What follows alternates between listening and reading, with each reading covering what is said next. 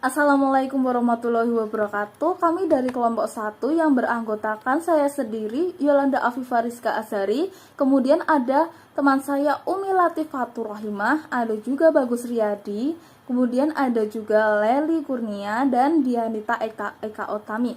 Di sini kami akan membahas tentang prinsip-prinsip etika dalam bisnis.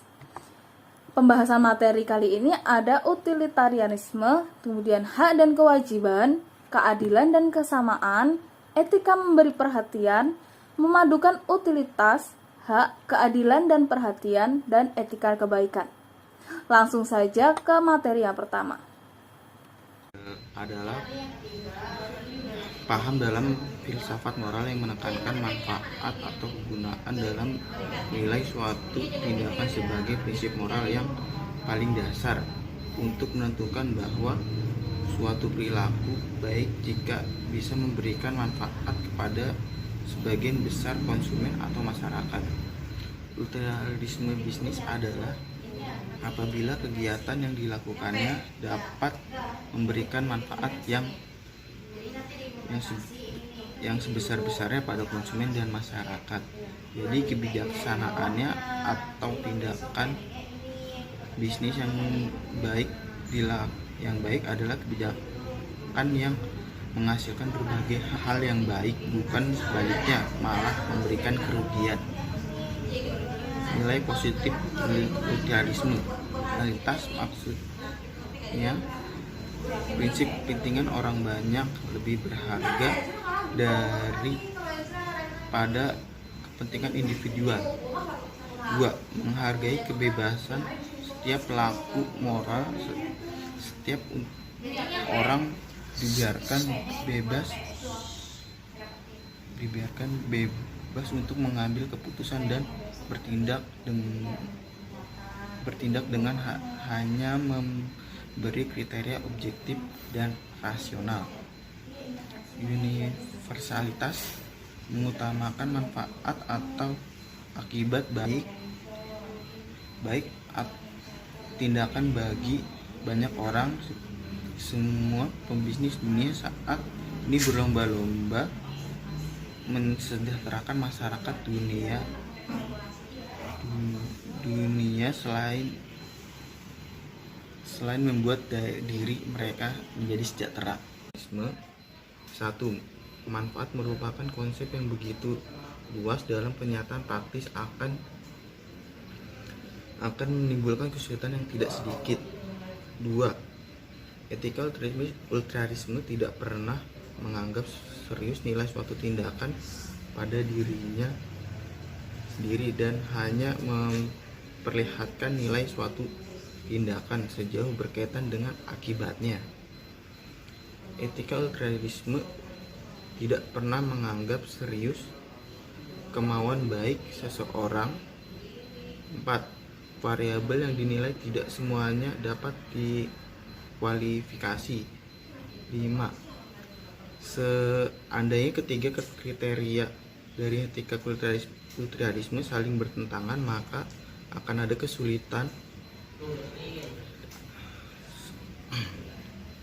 dalam menentukan prioritas di antara ketiganya. 6.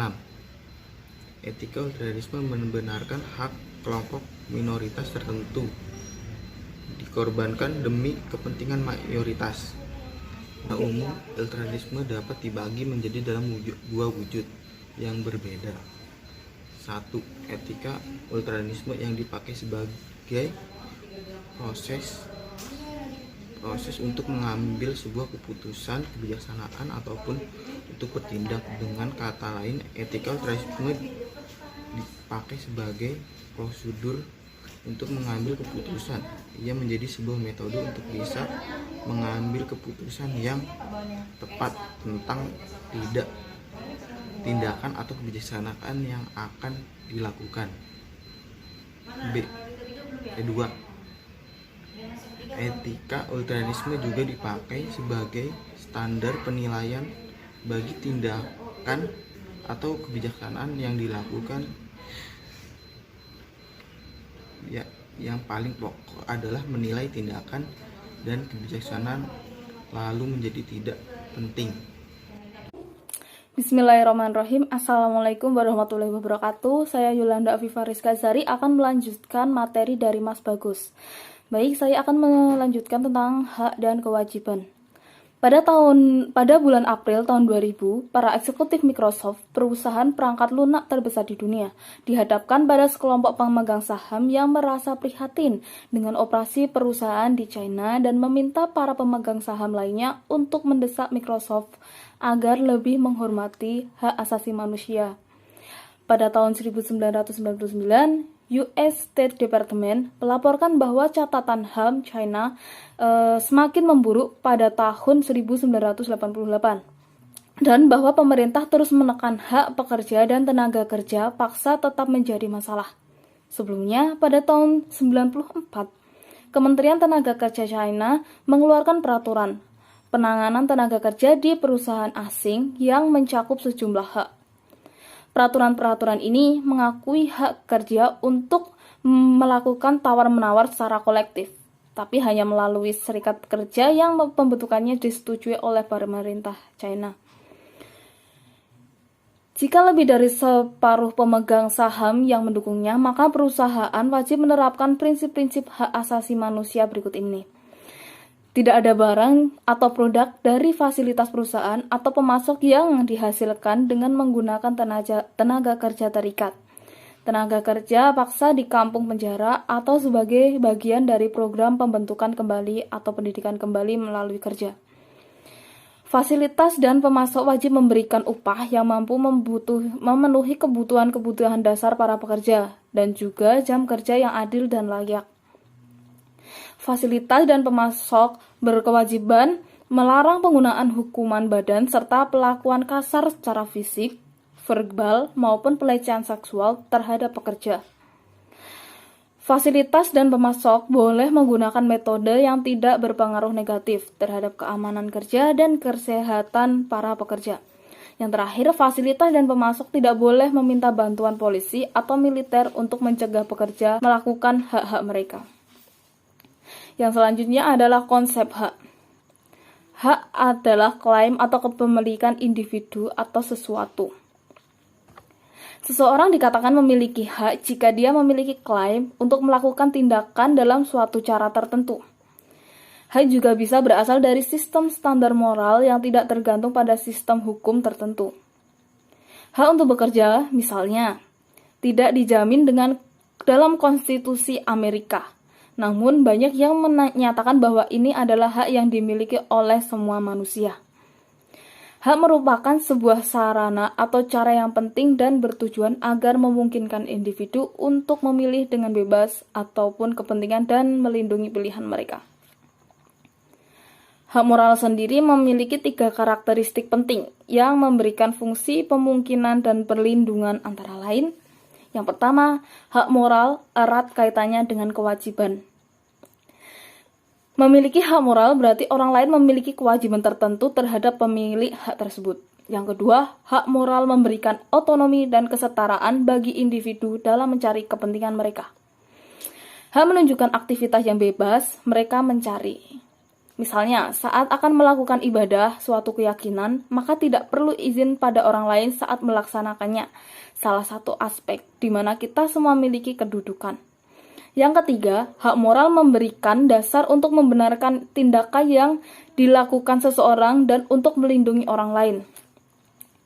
Jika memiliki hak moral untuk melakukan sesuatu, maka otomatis juga akan memiliki pembenaran moral dalam melakukannya. Yang selanjutnya ada hak negatif dan positif. Hak negatif dapat digambarkan dari fakta bahwa hak yang termasuk di dalamnya dapat didefinisikan sepenuhnya dalam kaitannya dengan kewajiban orang lain untuk tidak ikut campur dalam aktivitas tertentu dari orang yang memiliki hak tersebut. Contohnya, jika kita memiliki sebuah privasi, maka baik atasan kita pun berwajiban untuk tidak mencampurinya. Kemudian, sebaliknya, hak positif tidak hanya memberikan kewajiban negatif, namun mengimplikasikan bahwa pihak lain memiliki kewajiban positif pada si pemilik hak untuk memberikan apa yang dia perlukan untuk dengan bebas mencari kepentingannya. Contohnya, saya berhak mendapatkan kehidupan yang layak. Ini tidak berarti orang lain tidak boleh mencampurinya. Namun, jika saya tidak mendapatkan kehidupan yang layak, maka pemerintah juga harus memberikan kehidupan saya dengan layak. Yang selanjutnya adalah hak dan kewajiban kontraktual. Hak dan kewajiban kontraktual atau kadang disebut juga hak dan kewajiban khusus atau tugas khusus merupakan hak terbatas dan kewajiban korelatif yang muncul saat seseorang membuat perjanjian dengan orang lain. Hak dan kewajiban kontraktual ini memberikan dasar bagi kewajiban khusus yang diperoleh seseorang saat menerima jabatan atau peran dalam sebuah organisasi sosial yang sah. Contohnya, jika saya setuju untuk melakukan sesuatu bagi teman-teman, maka teman-teman berhak atas apa yang saya lakukan. Teman-teman memperoleh hak kontraktual ataupun apapun yang saya janjikan. Dan saya memiliki kewajiban kontraktual untuk melaksanakan sesuatu seperti yang saya janjikan. Yang selanjutnya adalah sistem peraturan yang mendasari hak dan kewajiban kontraktual diinterpretasikan mencakup sejumlah batasan moral. Di antaranya ada kedua belah pihak harus memahami sepenuhnya sifat perjanjian yang mereka buat. Yang kedua, kedua belah pihak dilarang mengubah fakta perjanjian kontraktual dengan sengaja. Yang ketiga, kedua belah pihak dalam kontrak tidak boleh mentandatangani perjanjian karena paksaan atau ancaman. Yang keempat, perjanjian kontrak tidak boleh mewajibkan kedua belah pihak untuk melakukan tindakan yang amoral. Perjanjian kontrak ini tidak boleh perjanjian kontrak yang melanggar salah satu dari 4 syarat di atas atau lebih dianggap batal. Yang selanjutnya ada dasar hak moral dari Kant. Di sini ada 5 poin. Yang pertama ada rumusan pertama perintah kategoris Kant. Yang kedua rumusan kedua perintah kategoris Kant. Yang ketiga hak menurut Kant. Yang keempat, masalah pada pandangan Kant. Yang kelima, keberatan libertarianisme. Saya akan membahas dasar hak moral dari Kant. Kaum utilitarian menyatakan bahwa prinsip-prinsip utilitarian dapat dipakai sebagai dasar yang memuaskan bagi hak moral. Orang-orang memiliki hak moral karena kepemilikan atas hak moral ini mampu memaksimalkan utilitas. Namun, demikian masih diragukan apakah utilitarianisme itu dapat dipakai sebagai dasar yang menandai bagi hak moral. Kemudian, rumusan pertamanya adalah sebagai berikut. Saya tidak boleh melakukan tindakan kecuali dalam satu cara yang juga dapat saya kehendaki agar maksim saya menjadi hukum universal. Maksim adalah alasan seseorang dalam situasi tertentu untuk melakukan apa yang ia rencanakan. Sebuah maksim akan menjadi hukuman universal jika semua orang dalam situasi serupa memilih untuk melakukan tindakan yang sama dengan alasan yang dipilih semua orang dalam situasi yang sama. Kemudian ada rumusan kedua perintah kategori Kant. Rumusan kedua ini adalah bertindak dalam suatu cara seperti Anda memperlakukan semua manusia, baik terhadap diri sendiri ataupun orang lain. Bukan hanya sebagai sarana, namun juga pada saat yang sama sebagai tujuan. Atau jangan pernah memperlakukan orang lain hanya sebagai sarana, namun juga sebagai tujuannya. Kemudian ada hak menurut Kant adalah hak moral mengidentifikasi bidang-bidang khusus di mana seorang saling menghormati sebagai makhluk yang sederajat. Namun pemerintah kategoris untuk tidak dapat mengatakan hak-hak moral khusus apa saja yang dimiliki manusia. Kemudian ada masalah pada pandangan Kant. Meskipun teori Kant terlihat menarik, kata para kritikus, namun seperti utilitarianisme, teori ini memiliki batasan dan kelemahan. Yang pertama, yang bisa diajukan adalah teori Kant tidak cukup tepat untuk selalu bermanfaat. Salah satunya hambatan adalah saat menentukan apakah seseorang bersedia jika orang mengikuti suatu kebijakan tertentu. Yang kedua, sejumlah kritikus mengklaim bahwa meskipun kita mengikuti sependapat atau jenis-jenis kepentingan yang memiliki status sebagai hak moral, namun ada ketidaksepakatan yang cukup besar tentang apa saja batas-batas hak tersebut dan bagaimana masing-masing hak diseimbangkan dengan hak-hak yang saling berkonflik lainnya. Yang terakhir adalah keberatan libertarian dari Nozick. Menurut Nozick, melarang orang-orang untuk tidak saling memaksa merupakan sebuah perintah yang sah berdasarkan pada prinsip Kant bahwa individu adalah tujuan, bukan hanya sarana. Mereka tidak boleh dikorbankan atau dimanfaatkan untuk mencapai tujuan lain, tanpa sepengetahuan mereka. Dalam hal ini, Nozick berpendapat bahwa teori Kant mendukung pandangan-pandangannya. Materi yang selanjutnya akan dibacakan oleh Mbak Leli. Saya Leli Kurniawati akan melanjutkan materi yaitu materi keadilan dan kesamaan. Pertentangan antar individu dalam bisnis sering dikaitkan dengan masalah keadilan dan kesamaan. Hal ini terjadi misalnya saat seseorang menuduh orang lain melakukan diskriminasi terhadapnya, menunjukkan sikap berat sebelah atau tidak memperoleh bagian yang sama dari beban yang ditanggungnya dalam suatu perjanjian kerjasama. Penyelesaian masalah seperti ini mengharuskan kita untuk membandingkan dan menimbang klaim-klaim yang saling bertentangan dari masing-masing pihak, serta mencari keseimbangannya. Keadilan dan kewajaran bersifat kooperatif. Keadilan dibagi menjadi 3, keadilan distributif, yaitu masalah-masalah tentang keadilan distributif muncul bila ada orang-orang tertentu yang memiliki perbedaan klaim atas keuntungan dan beban dalam masyarakat, dan semua klaim mereka tidak bisa dipenuhi.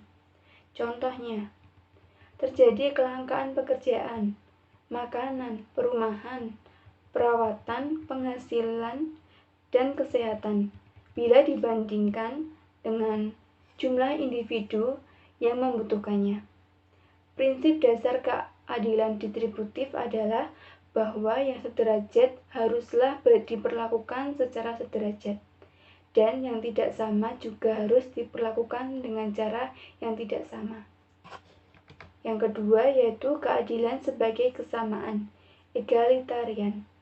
Kaum egalitarian meyakini bahwa tidak ada perbedaan yang relevan di antara semua orang, yang bisa dipakai sebagai pembenaran atas perlakuan yang tidak adil.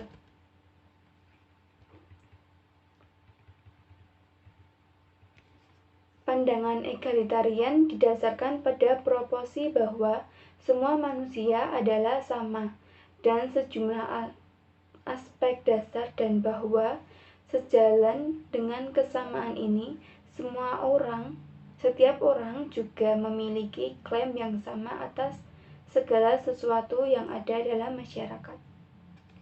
Yang ketiga yaitu keadilan berdasarkan kontribusi, keadilan kapitalis. Menurut pandangan keadilan kapitalis ini, saat orang-orang terlibat dalam pertukaran ekonomi, apa yang diperoleh seseorang dari pertukaran ini setidaknya haruslah sama nilainya dengan yang dia berikan atau sumbangkan. Jadi, keuntungan yang diperoleh seseorang haruslah proporsional. Pembahasan selanjutnya yaitu tentang keadilan. Yang pertama, keadilan berdasarkan kebutuhan dan kemampuan sosialisme. Prinsip sosialisme yaitu beban kerja haruslah didistribusikan sesuai dengan kemampuan orang-orang, dan keuntungan harus didistribusikan sesuai dengan kebutuhan mereka. Prinsip ini didasarkan pada gagasan bahwa orang-orang menyadari potensi mereka dengan menunjukkan kemampuan dalam kerja yang produktif. Karena perwujudan dari potensialitas yang dimiliki seseorang merupakan sebuah nilai, maka hal ini mengimplikasikan bentuk distribusi pekerjaan sesuai dengan kemampuan yang dia miliki. Yang kedua yaitu keadilan sebagai kebebasan libertarianisme.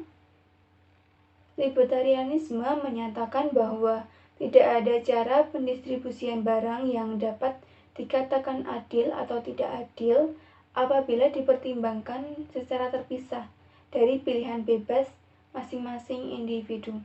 Contohnya, jika saya memilih untuk menulis atau membuat patung kayu, maka saya berhak memiliki novel atau patung kayu yang saya inginkan. Saya juga berhak untuk memberikannya pada orang lain sebagai hadiah atau ditukar dengan barang lain sesuai dengan pilihan saya.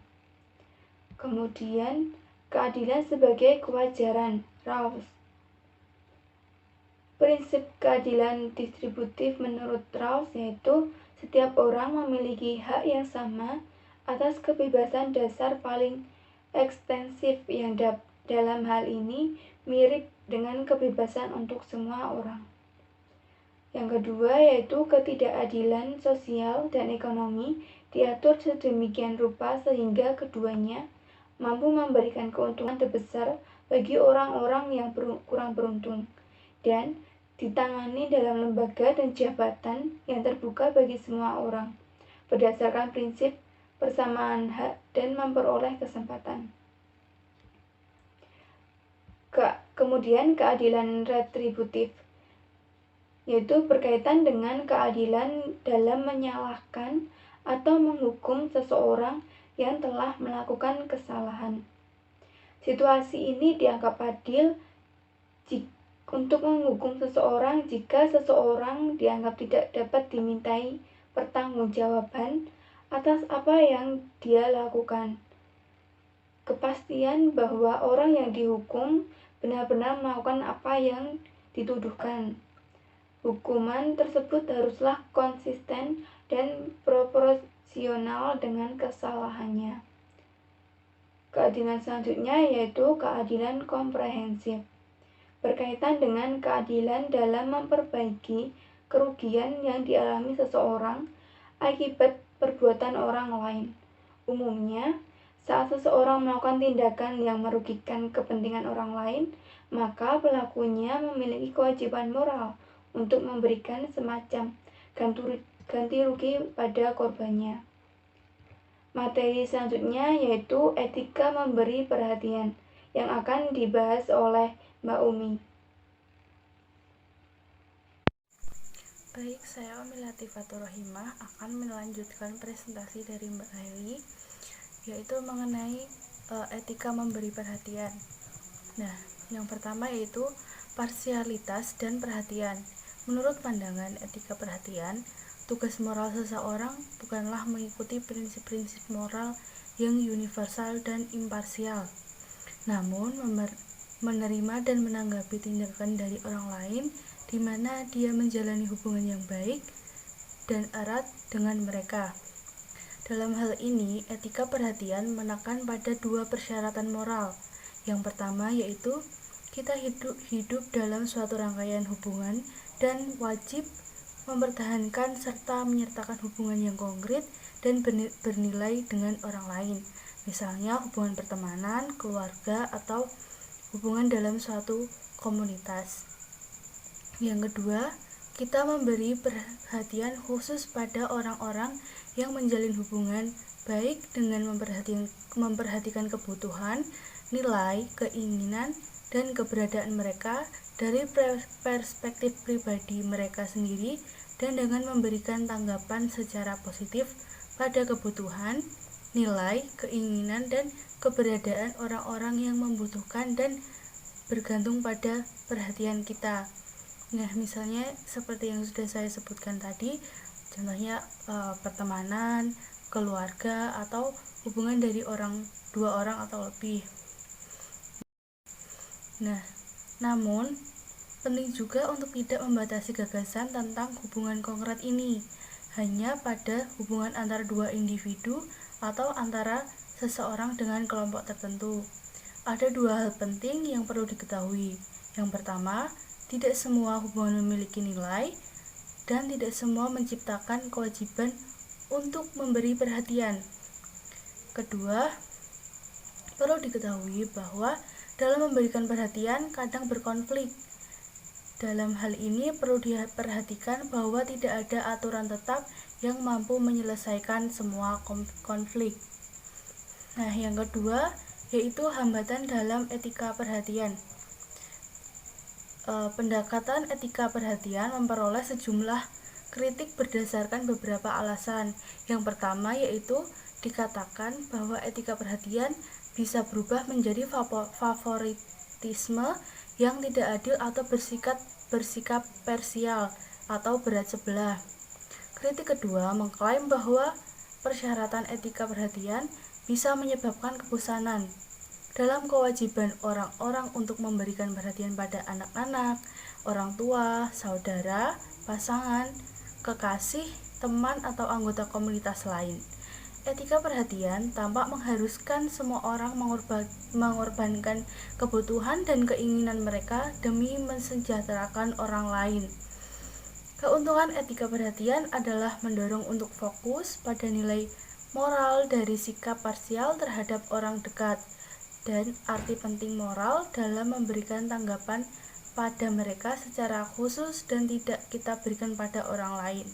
Jadi etika memberi moral ini ada sisi positifnya dan ada sisi negatifnya. Untuk sisi negatif atau kerugiannya memang kita akan kehilangan banyak waktu, materi, dan tenaga kita untuk memberikan perhatian kepada orang lain. Tapi di sisi lain kita juga mendapatkan nilai moral dari sikap parsial terhadap orang dekat dan arti penting moral tersebut dalam kehidupan kita atau kepada diri kita. Terima kasih. Itu saja yang dapat saya sampaikan. Presentasi selanjutnya akan dilanjutkan oleh Mbak Dianita. Baik, saya Dinita Roktani. Di sini saya akan melanjutkan presentasi mengenai memadukan utilitas, hak, keadilan, dan perhatian. Dalam moralitas memuat 4 jenis pertimbangan moral dasar yang masing-masing menekankan aspek moral yang berbeda dari perilaku kita. Itu ada standar utilitarian yang mempertimbangkan masalah kesejahteraan secara sosial dan keseluruhan.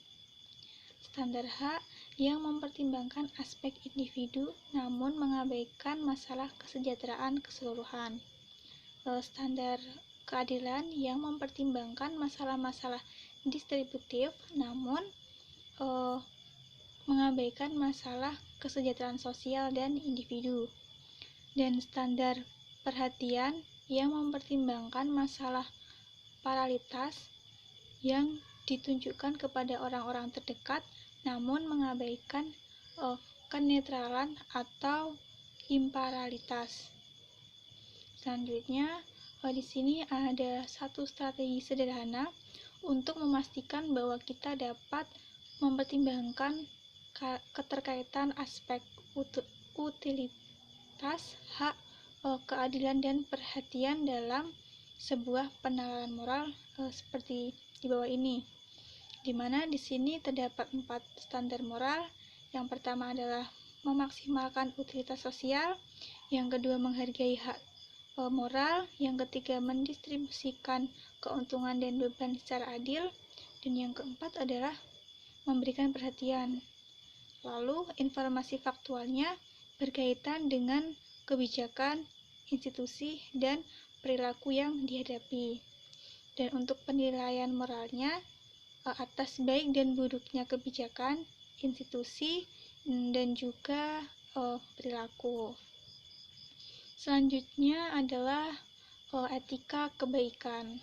Nah, etika kebaikan ini bukanlah prinsip kelima dari prinsip-prinsip utilitarian, hak, keadilan, dan perhatian, tetapi etika kebaikan ini menambah dan melengkapi keempat prinsip dengan melihat pada karakter yang harus mereka miliki, bukan dengan melihat pada tindakan yang harus dilakukan oleh orang-orang.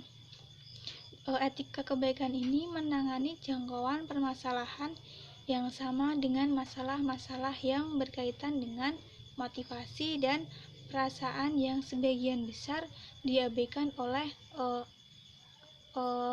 etika-etika prinsip. Di sini terdapat 4 prinsip moral etika kebaikan. Yang pertama adalah sifat kebaikan, di mana kebaikan merupakan sebuah kecenderungan yang dinilai sebagai bagian dari karakter manusia yang secara moral baik dan ditunjukkan dalam kebaikan dan perilakunya. Seseorang dapat dikatakan memiliki kebaikan moral bila dia berperilaku dengan penalaran, perasaan, dan keinginan-keinginan yang menjadi karakteristik dari seseorang secara moral baik. Yang kedua adalah kebaikan moral. Di sini menurut Aristoteles, dia mengatakan bahwa kebaikan moral merupakan kebiasaan menjalani hidup sesuai dengan nalar atau pemikiran manusia itu sendiri, dengan tujuan untuk mencari jalan dalam perasaan, keinginan, dan tindakan. Sedangkan menurut St. Thomas Aquinas juga berpendapat sama dengan Aristoteles, tetapi tujuannya berbeda. Menurut St. Thomas Aquinas, tujuannya adalah tidak hanya untuk menggunakan nalar dalam kehidupan di dunia saja, tetapi juga berkaitan atau bersatu dengan di kehidupan selanjutnya. Yang ketiga adalah kebaikan, tindakan, dan institusi. Dalam teori kebaikan mengatakan bahwa tujuan kehidupan moral adalah untuk mengembangkan disposisi-disposisi umum yang sering kita sebut dengan kebaikan moral dan melaksanakan serta menerapkannya dalam berbagai situasi kehidupan manusia. Kunci implikasi tindakan dari teori kebaikan dapat dinyatakan sebagai sebuah tindakan secara moral baik jika dalam pelaksanaannya perilaku menerapkan, menunjukkan, atau mengembangkan karakter moral yang baik, dan secara moral salah jika pelaksanaannya pelaku menerapkan, menunjukkan, atau mengembangkan karakter moral yang buruk. Dan yang keempat adalah kebaikan prinsip. Sebagai kebaikan menunjukkan orang-orang melakukan apa yang disyaratkan oleh prinsip moral.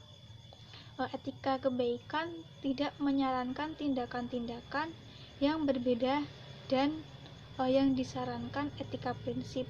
Misalnya, prinsip utilitarian yang menyarankan tindakan yang berbeda dari yang disarankan prinsip keadilan. Demikian juga dengan etika prinsip, tidak menyarankan disposisi moral yang berbeda dengan etika kebaikan. Sebaliknya, teori kebaikan berbeda dengan etika prinsip dalam cara pendekatan evaluasi moralnya. Teori kebaikan misalnya menilai tindakan dalam kaitannya dengan disposisi atau karakteristik yang berhubungan dengan tindakan tersebut. Sementara etika prinsip menilai disposisi dalam kaitannya dengan tindakan-tindakan yang berhubungan dengan disposisi tersebut. Bagi etika prinsip, tindakan sebagai aspek utama, sedangkan pada etika kebaikan disposisi adalah aspek utamanya. Cukup sekian presentasi dari kelompok kami. Terima kasih atas perhatiannya. Semoga bermanfaat. Ada lebih dan kurangnya kami mohon maaf. Wassalamualaikum warahmatullahi wabarakatuh.